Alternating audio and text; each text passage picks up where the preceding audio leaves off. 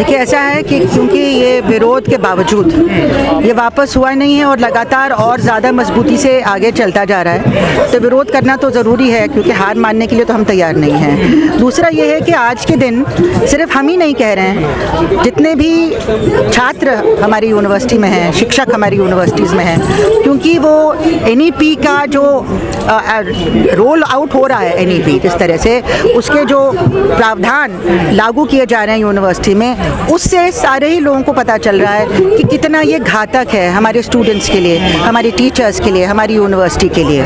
इसके मैं 2-3 उदाहरण देना चाहती हूँ। सबसे पहले मैं ये कहना चाहूँगी कि सबसे ज़्यादा इसका प्रहार और असर हुआ है अभी ये जो फर्स्ट ईयर में बच्चे एडमिट हुए हैं, जिनका पहला सेमेस्टर अभी ख़त्म हुआ है। इस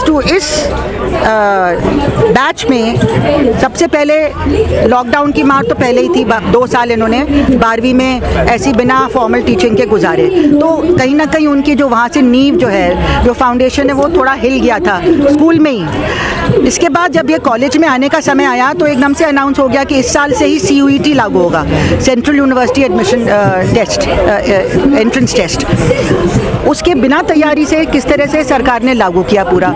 जो बच्चे रोरे लहरे से आते हैं, कमज़ोर तबके से आते हैं, बड़ी मुश्किल से वो किसी तरह से कंप्यूटर पे अपना ऑनलाइन एडमिशन तो फॉर्म तो भरते थे मदद लेके लोगों की, लेकिन अगर खुद बैठ के एंट्रेंस एग्ज़ाम में कंप्यूटर चला के आपको सारे जवाब देने हैं, उससे घबरा के हमारे 90% बच्चे जो गाँव से आते हैं या छोटे शहरों से आते हैं या गरीब तबके से आते हैं, उन्होंने वो एडमिशन का टेस्ट दिया ही नहीं। एक तो पहली बात ये है। और हमारे पास दिल्ली में ही रहने वाले बहुत सारे ऐसे लोग हैं जिन्होंने हमें ये बात बताया।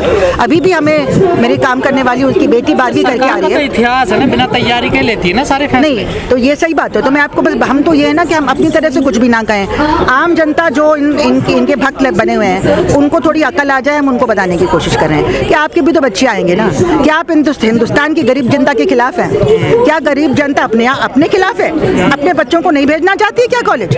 अगर भेजना चाहती है तो ये एंट्रेंस टेस्ट के खिलाफ आवाज़ उठाना चाहिए, क्योंकि उनके बच्चे नहीं कर पाएंगे। नंबर 1, पहले आप कंप्यूटर से कोचिंग लो ताकि कंप्यूटर चलाना सीख के फिर आप टेस्ट दो। दूसरा, आप कोचिंग इंस्टीट्यूट से कोचिंग लेके CUET कैसे करना है, जो CUET के जो सवाल आते हैं वो सीधे सीधे स्कूल के उससे तो नहीं आते हैं। आपने मेहनत करके 12वीं पास कर ली, लेकिन वो पूरा कूड़ेदान में डाल दिया गया। अब आपको ये नया एग्ज़ाम करना है जिसमें मल्टीपल चॉइस है, आपको चॉइस करना है, 5 गेसेस करनी है, कैसे उसमें क्या टेस्ट होता है वो अलग बात है। लेकिन कितने बच्चे कर पाएंगे, किसका अच्छा होगा, किसका अच्छा नहीं होगा। सब लोग कोचिंग की तरफ भागते हैं। कोचिंग में पैसा लगता है, पूरा कोचिंग माफिया लगा हुआ है, और उसमें भी कई बार अगर घर में 2-3 बच्चे हैं तो लड़कियां पीछे रह जाएंगी। माँ बाप कितने बच्चों पे खर्च करेंगे वही कोचिंग के लिए। तो सेकंड मार आपको वहाँ पे पड़ी जहाँ पे आप कोचिंग नहीं ले सकते CUET के लिए। तीसरा जो हुआ है कि इसका जो सिलेबस है वो है CBSE पे बेस्ड, वो सेंट्रल बोर्ड्स पे, स्टेट बोर्ड्स पे बेस्ड नहीं है, उसमें कुछ भी उनका नहीं आता। तो जो पहले सब स्टेट्स के बच्चों को मौका मिलता था कि वो भी अपने रिजल्ट के बेसिस पे यूनिवर्सिटी में आ पाएँ, अब उनका मौका ख़त्म कर दिया गया। मैं इसका आपको प्रूफ देती हूँ। मेरे अपने कॉलेज में, सेंट स्टीफेंस कॉलेज में, हमारे हर फर्स्ट ईयर में देश के कोने कोने से बच्चे आते थे, साउथ से, नॉर्थ से, बंगाल से, नॉर्थ ईस्ट से, उड़ीसा से, हर जगह से बच्चे आते थे। इस बार हमारे आधा जो क्लास है वो है नॉन क्रिश्चियन और आधा क्रिश्चियन है फर्स्ट ईयर में। जो नॉन क्रिश्चियन वाला पहले आया उसमें सिर्फ 3 स्टेट से बच्चे आए, UP, हरियाणा और राजस्थान। एक भी बंगाली नहीं, एक भी साउथ इंडियन नहीं, एक भी नॉर्थ ईस्ट का नहीं। तो ये क्या हमारी डाइवर्सिटी कहाँ चली गई? और जब बाकी 50% आए जो दूसरे कॉलेजेस में नहीं आए, हमारे यहाँ क्योंकि 50% क्रिश्चियन रिजर्वेशन है और इंटरव्यू भी हुआ 50% के लिए, तो क्रिश्चियन स्टूडेंट जब आए तब हमने इनका चलिए अब डाइवर्सिटी आएगी। उसमें बहुत सारे साउथ इंडियन आए लेकिन बंगाली नहीं आया। और हमने उनसे पूछा कि क्या आपको मुश्किल होगी जब मैं हिंदी में बात करूं, क्योंकि मैं हमेशा हिंदी में भी इंग्लिश में दोनों में पढ़ाती हूँ, क्योंकि मुझे अच्छा लगता है हिंदी में पढ़ाना, एक वो गट फील आता है उसमें। तो ज़्यादातर बच्चे कहते थे पहले कि नहीं मैम, साउथ के बच्चे कहते थे नहीं मैम हमें समझ नहीं आएगी, आप इंग्लिश में भी पढ़ाओ। तो मैं दोनों में पढ़ाती थी। थी। इस बार जो साउथ के बच्चे क्रिश्चियंस आए, उन्होंने कहा नहीं मैम हम हिंदी में बहुत कंफर्टेबल हैं। तो मैंने कहा ये कैसे हो गया कमाल? तो कहते हैं हम दिल्ली के रहने वाले हैं। वो है साउथ के लेकिन है दिल्ली के रहने वाले। तो साउथ में रहने वाले साउथ इंडियंस नहीं आ पाए क्योंकि वो स्टेट बोर्ड, जो बच्चे आए अभी उन्होंने आते ही एक नया कोर्स 4 साल का जिसकी कोई तैयारी नहीं थी, उसमें मल्टीपल एंट्री एग्जिट है, हर साल लोग निकल सकते हैं और उसमें जो कोर्स पूरा सामने रखा ही नहीं गया। एक सेमेस्टर का कोर्स पास हुआ और उसी के बेसिस पे एडमिशन लिया आपने, और उस सेमेस्टर के कोर्स में हमें ये बताया गया कि जो पेपर आप 5 पीरियड में पढ़ाते थे हफ्ते में, उसी कोर्स को आपको 3 पीरियड में पढ़ाना है। ये कैसे पढ़ा लेंगे हम? 5 भी कम पड़ता था हमें, तो कोई टीचर नहीं पढ़ा पा रहा है और स्टूडेंट को समझ नहीं आ रहा है। इनका 31 दिसंबर तक एडमिशन हुआ और 16 फरवरी में अंत हो गया सेमेस्टर का, पूरा सेमेस्टर भी नहीं दिया इन्होंने, और जल्दी जल्दी में आनन फानन में बच्चों ने कुछ नहीं सीखा, ना टीचर कुछ पढ़ा पाया। साथ में ये कहते हैं नई नीति ले आएंगे कि इंटरनल असेसमेंट जो 25% होता था, जो टीचर को देता है अंदर का मार्क, वो अब हो जाएगा 45%।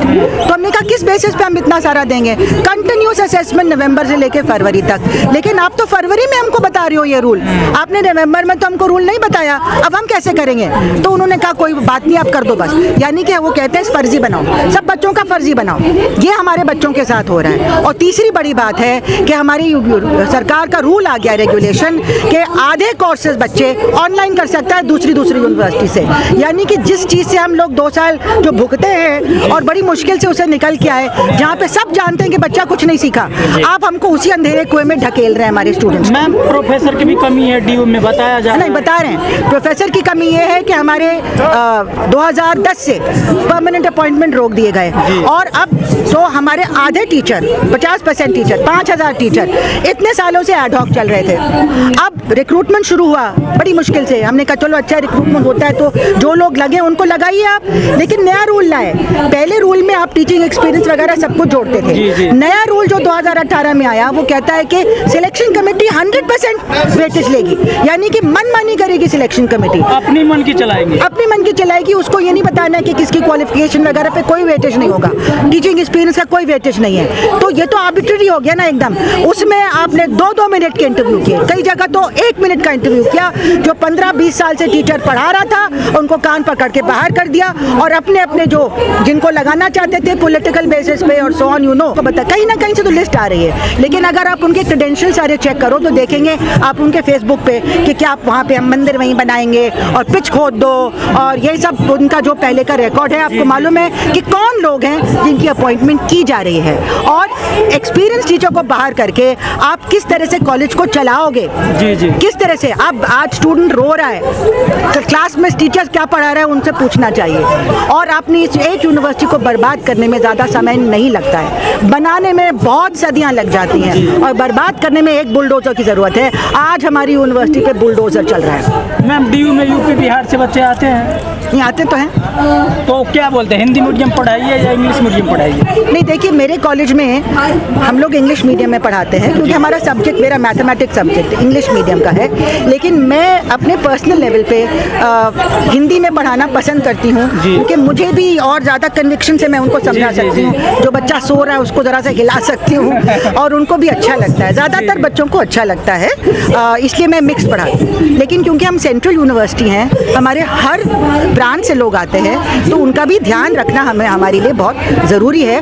6 महीने में वो भी सीख जाते हैं हिंदी दिल्ली में रह के, लेकिन पहले 6 महीने 1 साल तक हमें इंग्लिश में हिंदी में मिक्स करके करना पड़ता है। आपने कहा बर्बाद किया जा रहा है यूनिवर्सिटी, कौन बर्बाद कर रहा है? सरकार कर रही है। देखिए सरकार के ऊपर भी कोई है जिसकी वजह से सरकार उनसे समझौता करके, जो कॉर्पोरेट लॉबी पूरे अंतर्राष्ट्रीय लेवल पे काम करती है, ये सिर्फ हमारे देश में नहीं हो रहा, हर जगह हो रहा है कि सरकार को एजुकेशन और हेल्थ से हाथ खींच लेने चाहिए। ये आज से नहीं है, 2008 से बहुत बड़ी मुहिम पूरे देश देश में चल रही है। जो देशों में सरकारें मजबूत होती हैं और कहते हैं हम आपके गुलाम नहीं, हम आपकी पॉलिसी नहीं फॉलो करेंगे, हम अपने देश की भलाई के लिए करेंगे, वो इसको रेजिस्ट कर पाते हैं। और जहाँ पे छात्र आंदोलन मजबूत है, जैसे जर्मनी, फ्रांस वगैरह में इतनी हद तक नहीं कर पाए, लेकिन जिन देशों में मजबूत एक आंदोलन नहीं है और सरकारें बिकाऊ हैं या घुटने टेक देती हैं या कोई ना कोई जो उनको मिलता है इससे कुछ फ़ायदा, उसकी वजह से ये पॉलिसीज़ अडॉप्ट कर लेती है कॉर्पोरेट्स की बनाई हुई, तो वो वहाँ पे शिक्षा मॉडल उनका पूरा बर्बाद हो जाता है। बगैर शिक्षा के विश्वगुरु कैसे बनेगा भारत, जो सरकार का सपना है? देखिए, सरकार का सपना है कि ये सपना क्या है ये हमें समझना चाहिए। विश्व गुरु तो नहीं, जैसे हमारे एक साथी ने कहा, विश्व सेवक बनाना चाह रहे हैं। वो भी सबसे पहले आप जो आपके मार्जिनलाइज सेक्शन के लोग हैं, SC ST OBC और जो गरीब तबके के हैं और महिलाएं, उनको ऑनलाइन शिक्षा से ही काम चलानी पड़ेगी। मतलब इससे आप हमसे ज़्यादा अच्छा समझ सकते हैं। देश में कोई भी नहीं है जिसने ये ऑनलाइन शिक्षा एक्सपीरियंस नहीं की। सब ने की, आपके छोटे भाई बहनों ने की, आपके माँ बाप जानते हैं, मतलब आपके फ्रेंड्स जानते हैं उनके बच्चों का क्या हाल हुआ है। कोई बच्चा कुछ नहीं सीखा।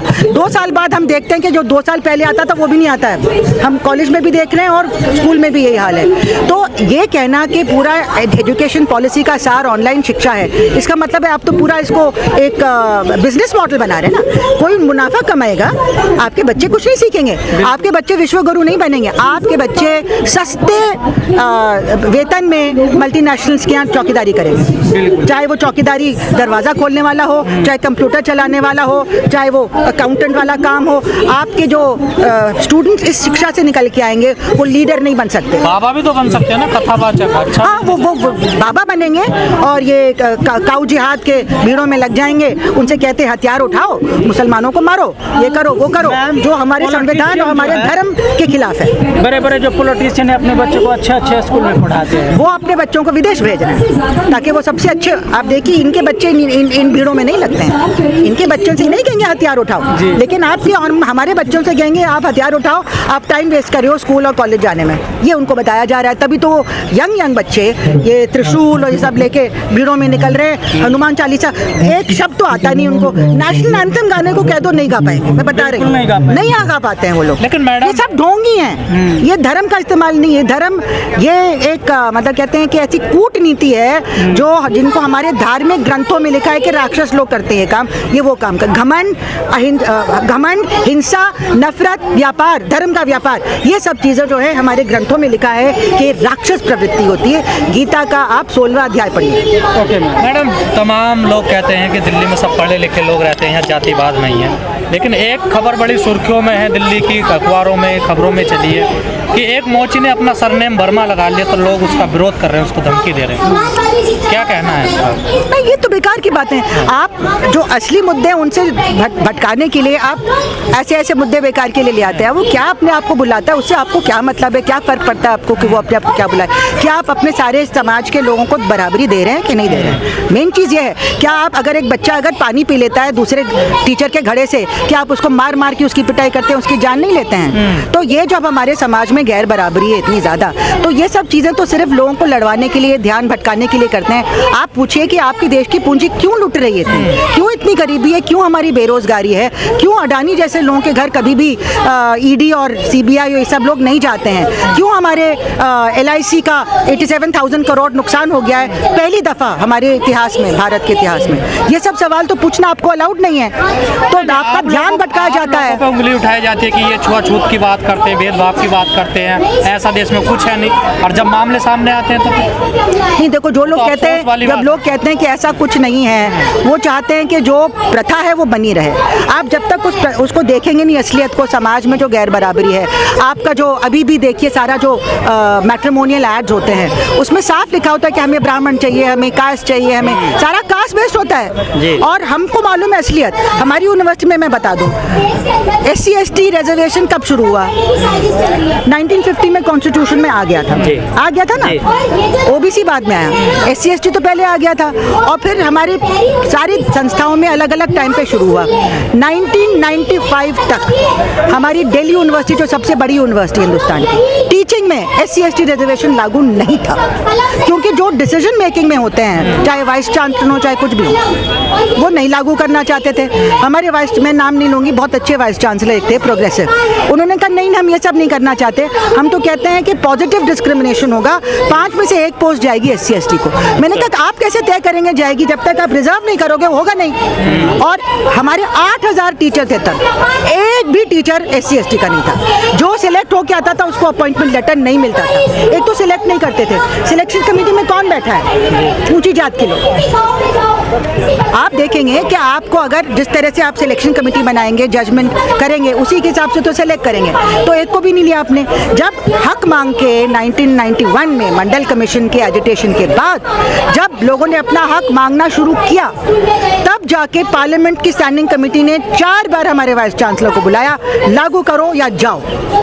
तब उसने मजबूरी में लागू किया। और हम जैसे लेफ्टिस्ट हैं, हमको फ़ोन करके बुलाया गया, जिनको हम लोग को दुश्मन मानते थे, फ़ोन करके बुलाया, आ जाओ मीटिंग में, क्योंकि इसको सपोर्ट करना है, नहीं तो मैं पास नहीं करा पाऊंगा। तो 4 लेफ्टिस्ट ने सारा जोर लगा के पास कराया कि हमारी यूनिवर्सिटी में SC/ST रिजर्वेशन लागू होगा।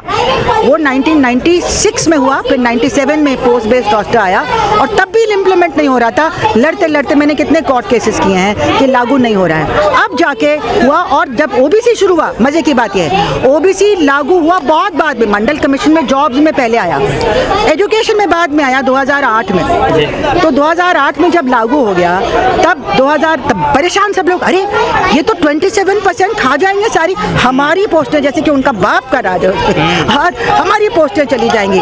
तो एक ब्रेन वेव, 2010 से रिक्रूटमेंट बंद, कोई रिक्रूटमेंट नहीं हुआ। ज़्यादातर हमारी यूनिवर्सिटी में जो OBC लगे हैं वो एडहॉक हैं।